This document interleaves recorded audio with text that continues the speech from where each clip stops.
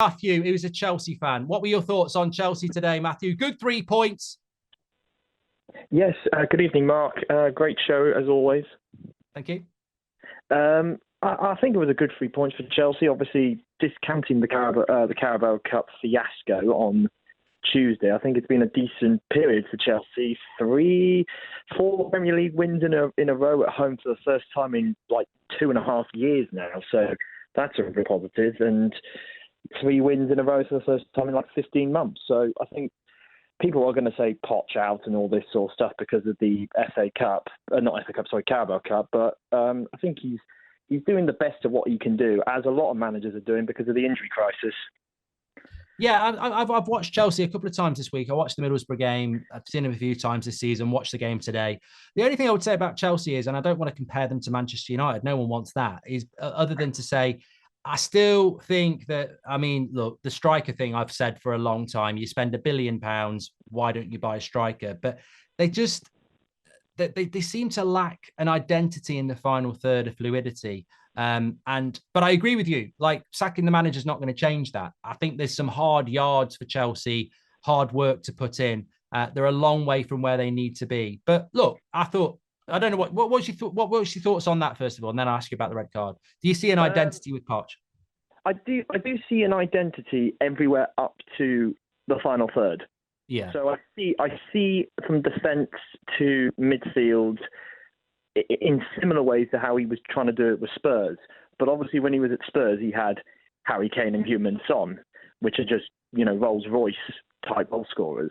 I think if you stick an Ivan Toney or a Victor Osimhen in Chelsea's team, they immediately go from where we are at the moment, which is, fighting it out with Manchester United and Newcastle to for like Europa League and Conference League to probably being sort of where Spurs are and Arsenal are sort of, because he'll get you 25, 30 goals a season. Both of them will. Yeah, definitely. Matthew, thank you very much for calling in. Really appreciate that. I was going to ask him about the red card, but what better person to hear from about the red card? None other than Marco Silva, the Fulham boss, who believed Gusto should have been sent off when he spoke to talkSPORT's Sam Matterface after the game. One moment first half that, in my opinion, made a huge impact in the game. Chelsea should, after, 30 minutes, I don't know when happened that situation, Gusto should have been the red card clear. This is the incident involving Malo Gusto and Willian. Gusto clear. It's a clear red card situation. It's a clear, obvious mistake from the referee that VAR should overturn the decision from the referee. Why do you think they didn't overturn the decision? I don't know. You have to ask him. Yeah, I mean, look, I'm very glad that Marco Silva came out and said that. I must put a retainer in this and say, Chelsea fans, in no way am I anti-Chelsea towards this. I've been very consistent throughout the season. This is not about being anti-Chelsea. This is not about being a United fan that doesn't like Liverpool. Liverpool were treated badly in that Spurs game. They had an onside goal not given, and Curtis Jones got a red card. I'm sure Liverpool fans will look at that tonight and go, what is going on here? The incompetence to not give a red card there on the pitch from Taylor is bad enough. But from VAR not to review that, we're 6 months into the season now. You know what's been given as a red card. You're looking at the monitor, you see it, and you say to the referee, you don't need to review that. I mean, I'm actually intrigued to see how referees in the PGMOL react to that on Monday morning and what justification they try and give for not giving a red card there. These decisions are massive. That they will impact European places, they will impact title races, they will impact people's jobs. The incompetence and inconsistency. I mean, it's either incompetence and inconsistency, or Howard Webb and co over Christmas have said, let's rewrite the rules.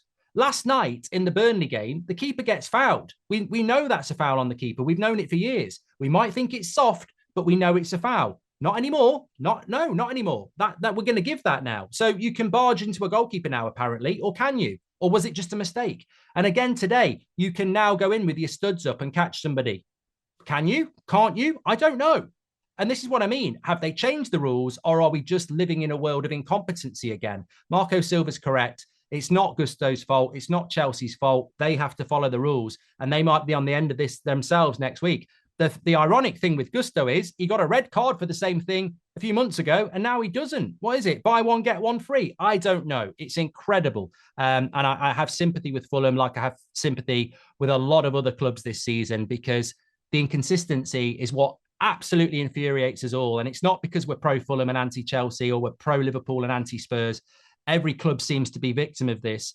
And it's just this incredible stance that we all have as to how a referee on the pitch misses it. I found incredible. But how does the people who would get to watch it again and again and again watch that tonight, that Gusto foul again? It gets worse every time you watch it. It becomes more of a red card every time you watch it. So how a VAR missed that, I don't know. I don't know at all. It's absolutely incredible.